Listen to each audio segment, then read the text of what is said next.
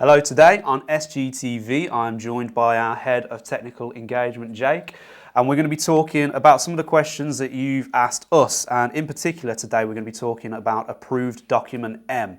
So it's a good job you're here because I know nothing about this.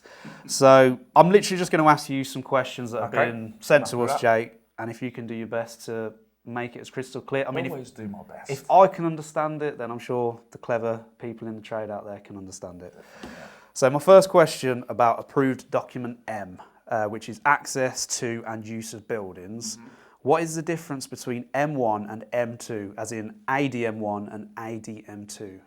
Okay, so the difference, or the main differences between the two is that when we look at approved documents and we see that they've got two numbers, whether it's a 1 or a 2, it normally would, typically speaking, it refers to 1 as being for domestic use or dwellings, and then 2 is anything other than dwellings. So it doesn't matter which document you look at, whether it's A, P, whatever it may be, throughout the whole approved documents, the 1 and the 2 refer to dwellings and non-dwellings. So how would you determine if it's a dwelling or not a dwelling? Might seem a silly question.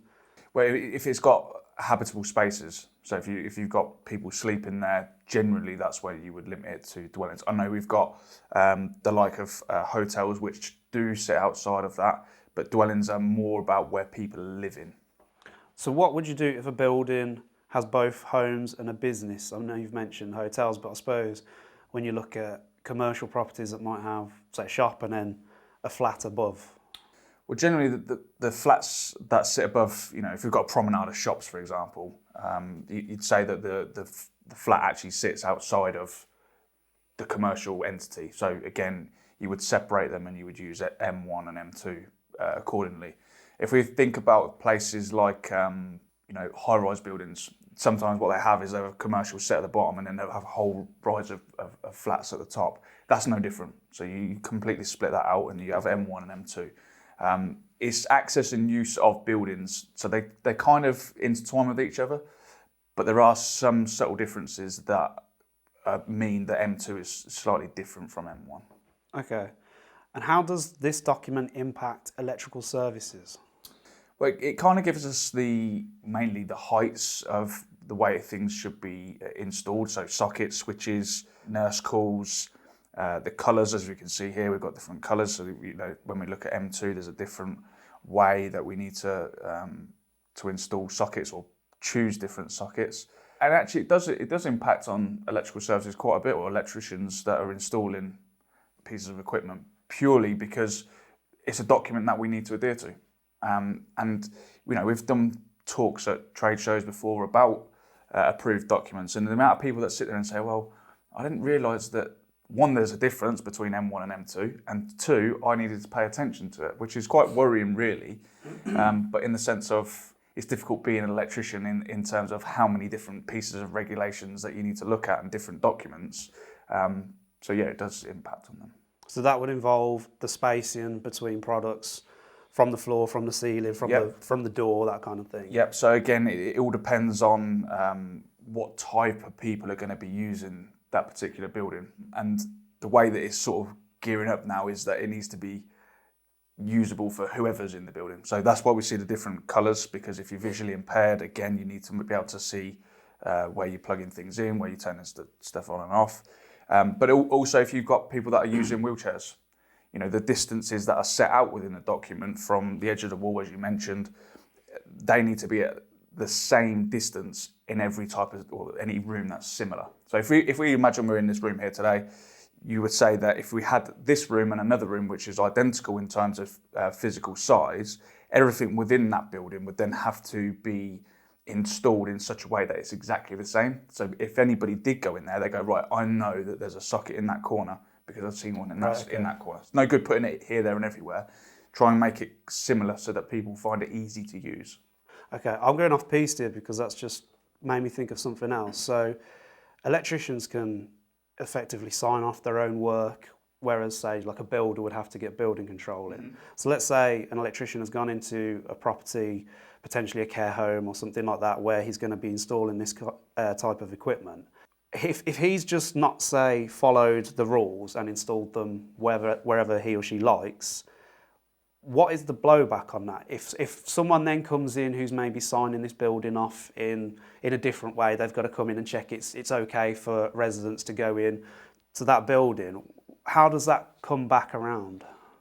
Well, the first point that you raised about the electricians signing off their own work, well, if they're part of a competent person scheme, yes, they can do so. But when they sign off their own work, they're signing off to 7671.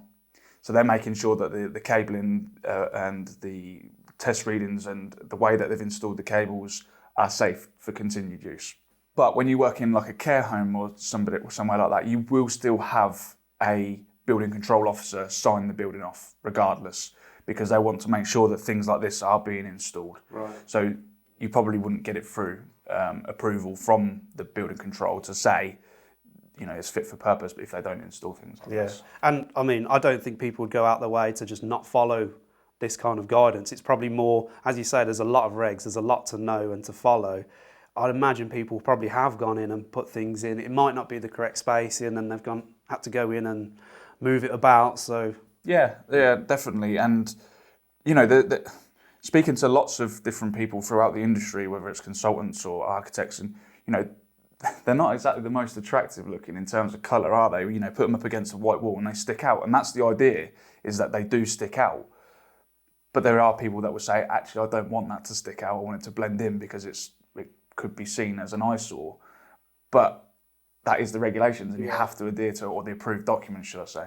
And that comes down to one of these questions: what is an adequate visual contrast? Because as you say, these products are meant to contrast from the wall they're on. Okay, so we use what is known as an LRV table, so light reflectance value table.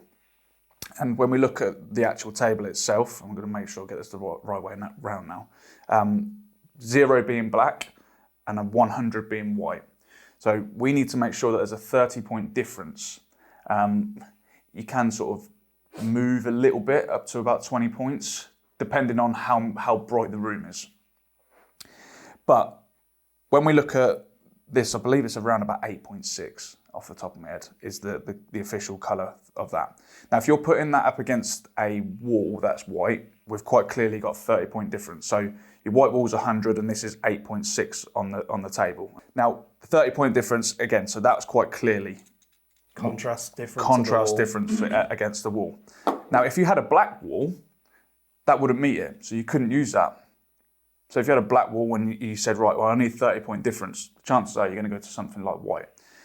Always remember that as well. You probably want to try and keep stable colours. So, your chromes and the like that they do meet the value. But again, it depends on the lighting that's within the room. So it could be contentious against the different values. So always try and stick for like a matte colour is probably generally where I'd say. There's nothing in there to say that you can't do it, but to ensure that the light reflectance values are stable, that's the sort of thing you need to go for. Okay, and obviously a lot of these products, the moulded plastic, you've got the antimicrobial values, an added benefit, especially in places like care homes, places where people might need those kind of things. Yeah, you also got like the wide rocker switches as well. Again, making sure that it's easy to use. Now it does talk about a distance, or it says that they should be adequately spaced. So if we look at this socket, for example, you can see that we've got outboard rockers. Now there's nothing to say that they have to be outboard rockers. However, it does say there needs to be a sufficient gap between the two switches. So anybody that struggles visually, they can differentiate between the two switches. Okay, so it's best to use a bit of common sense applied to this.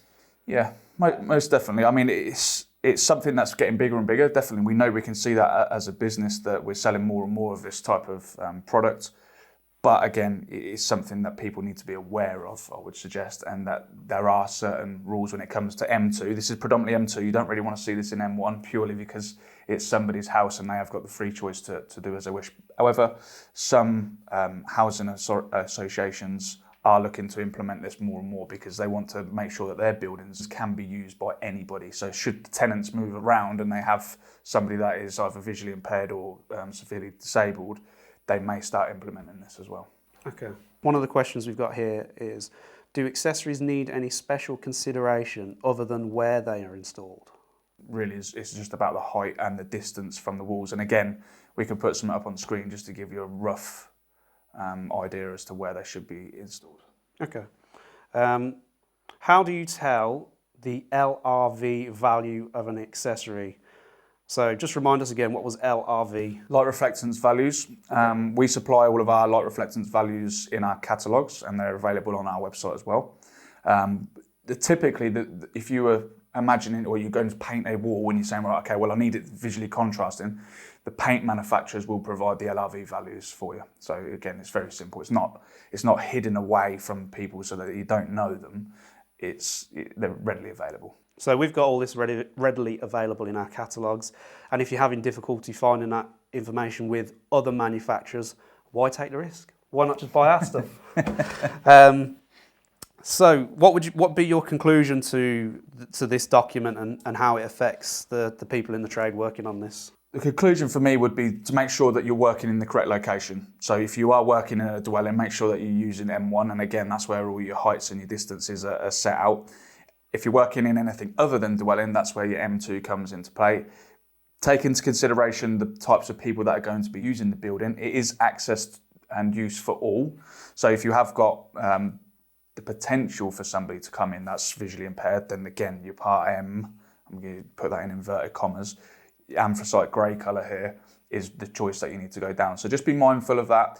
And with the heights as well, between M1 and M2, they do differ slightly. So if somebody pulls you up on site and says, that socket's not at 450, well actually, in fact, on M2, it can be up to 400 from the bottom of the socket. So it pays to swap up on this kind of thing? Yeah, definitely. Yeah, and I think that's true of all of the approved documents. When we've done the talks before at trade shows, and people are like, well, I'm amazed that I haven't read up on that for so long. And they don't generally change from year to year, but they do update very regularly. So. And it's updated with the best intentions. It's not just like, let's make a decision because why not? Yeah. Okay. I'm sure Tim will be pleased that you said that. Yeah, there you go, Tim. Right then, Jake, thanks for coming in and thanks for answering our questions. Hopefully this has been of some use to you people out there watching this. And as we said, swat up on the regs. Make sure you're reading this kind of thing. And if you want to see more from us here at SGTV, more of this kind of video featuring Jake or Tim answering these kind of questions, then please remember to like, subscribe, hit the notification button below. And if you've got more subjects, more questions you want us to answer, then please get in contact and we'd be more than happy to do an episode and answer those questions for you.